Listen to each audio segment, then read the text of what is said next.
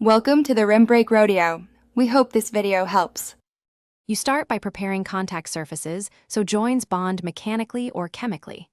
Clean both parts, degrease, sand to bright metal, because adhesives and rivets need clean surfaces. Once done, measure and mark hole locations, keeping holes 1/3 of panel width from edges to prevent tears. Decide now: bolts for disassembly, blind rivets for one-sided access, or a structural epoxy for smooth joints. Align parts and clamp them, then confirm fit. That early alignment saves rework and prevents misdrilled holes. You now execute the core joining steps. Drill pilot holes through both pieces using a bit one size smaller than the final bit to stay accurate, and support with a backing block to avoid blowout. If using rivets, countersink for a flush finish when needed and set the rivet with steady pulls until tight.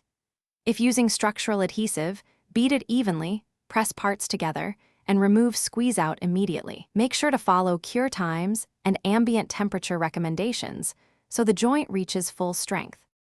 You finish by tightening fasteners to the specified torque and using thread locker or lock washers to prevent loosening. For rivets, verify full set and absence of movement. Once secure, sand any high spots and seal or paint exposed metal to prevent corrosion. Test the joint under incremental load so you can detect problems early. If you see movement or adhesive failure, the key troubleshooting tip is to disassemble, inspect surfaces for contamination or gaps, and repeat with proper surface prep and correct fastener or adhesive choice. Thanks for watching. Consider subscribing if we helped you.